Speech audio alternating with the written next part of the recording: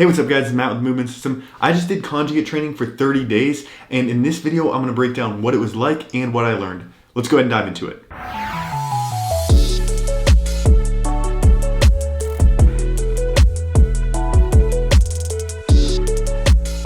If you're not familiar with conjugate training, it's an approach that involves more movement variety than you would see in a typical resistance training program. The conjugate training approach was popularized by strength coach Louis Simmons from Westside Barbell, and it has been used by powerlifters, weightlifters, and athletes to improve strength performance for a long time. Having spent 8 years in Columbus, Ohio, I learned indirectly from a lot of the Westside methods, and a lot of my mentors and colleagues and people who I met at conferences were associated with that gym. So I've always been interested in really diving into this and doing a full-on conjugate program. Beyond conjugate training just involving more movement variability than other typical resistance training programs, there are 4 other well-known aspects of conjugate training that you should know about. Number 1 is the principle of dynamic effort training. This is an approach that you don't often see in more traditional resistance training or bodybuilding training type programs. This approach involves using typically loads of 30 to 40% of 1 rep max, but using very high bar speeds. A lot of conjugate programs have 1 or 2 dedicated dynamic effort training days throughout the week. Number 2 would be max effort training. This involves working much closer to 1 rep max, very heavy, developing the force side of the force velocity curve, meaning that we're doing slow grinding, really heavy reps. Conjugate training involves a combination of dynamic effort work and max effort work to maximize your adaptations from a neuromuscular and a strength perspective. The third aspect of conjugate training that you want to be familiar with is specialization. There's a really big emphasis with conjugate training on using accessory work as well as movement variations of the main lifts to target your weak areas. This could be sticking points within an individual lift or muscle groups that you have underdeveloped. But the idea with conjugate training is that we're using accessory movements and movement variations to train your weak points so that way you can continuously hit PRs. A lot of conjugate guys have PRs for many different lifts rather than just, for example, your squat, bench, and deadlift.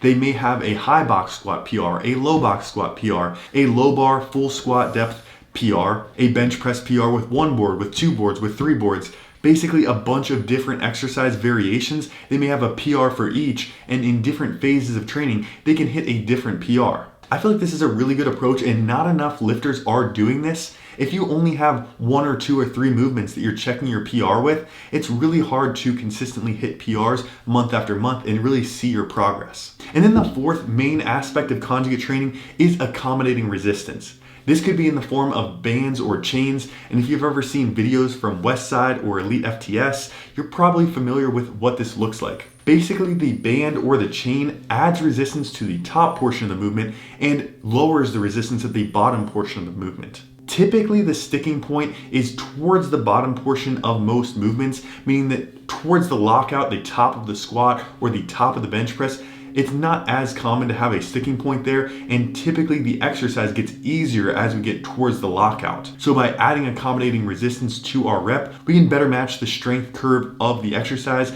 meaning that we can make the end of the rep as we're approaching lockout more challenging by adding additional resistance to that portion of the rep. This is also really important for dynamic effort work because it's hard to accelerate through the end of the rep whenever you have constant resistance. By doing accommodating resistance where it gets harder at the top, we can actually accelerate through that rep a bit better. So while accommodating resistance isn't specific to conjugate, you may also see this used in a more traditional resistance training program.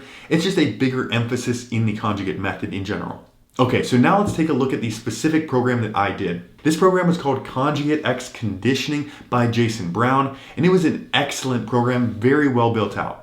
Jason Brown's an incredible strength coach who has developed his own hybrid system to combine conjugate training with conditioning methods and protocols. This is a very effective training system, especially for tactical athletes, ex-CrossFit athletes, and everyday athletes who want to remain athletic as well as build good strength.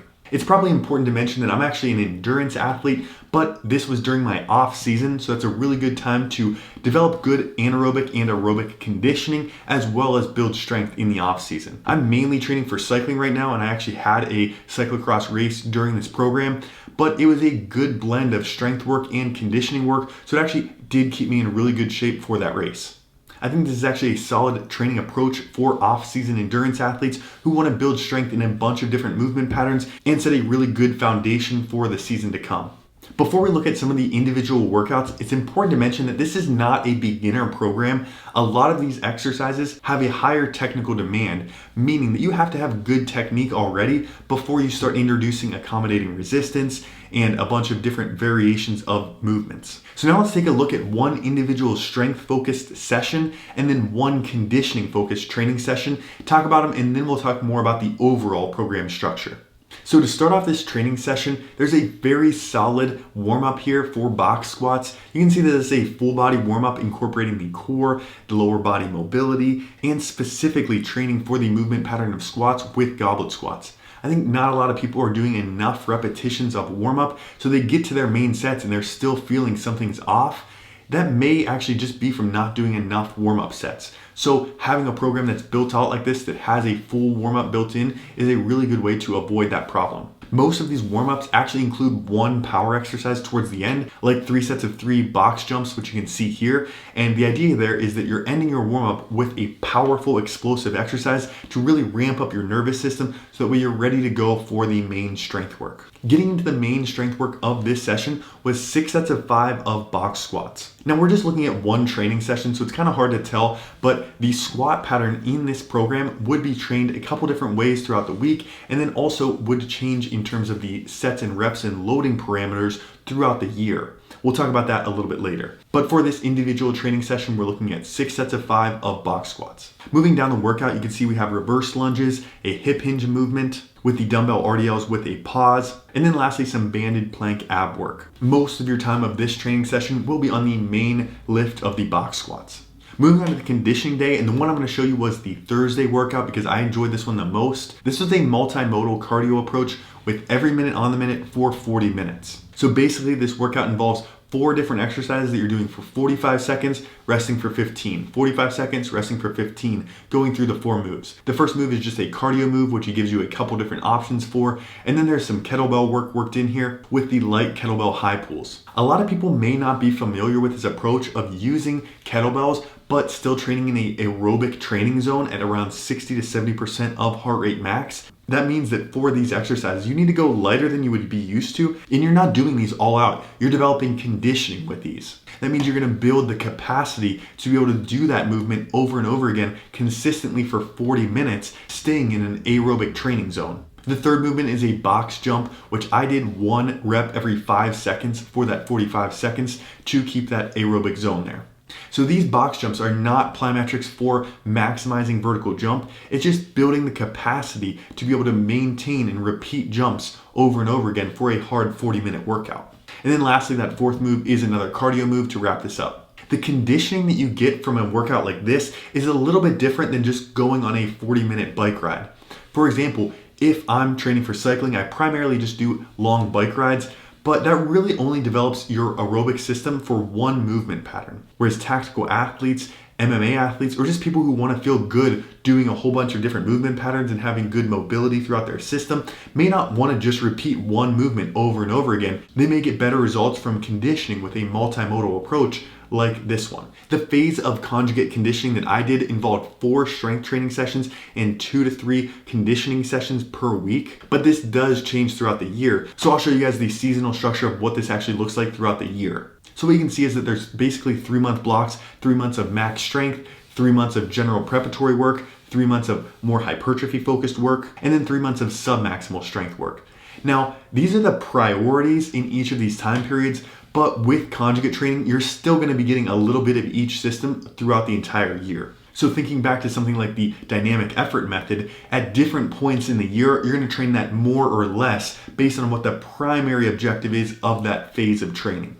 Overall, I think conjugate is a really great training approach for people who don't want to peak for one specific thing like an endurance event, but instead they want to have a solid foundation of training that they can always rely on and good conditioning throughout the year. If you're interested in joining that same conjugate conditioning program that I did, I'll put a link in the description below. I'll also put a link to Jason's website below. There's a lot of good stuff on there. Thanks so much for watching, guys. Subscribe so you don't miss any future videos, and I will catch you in the next one.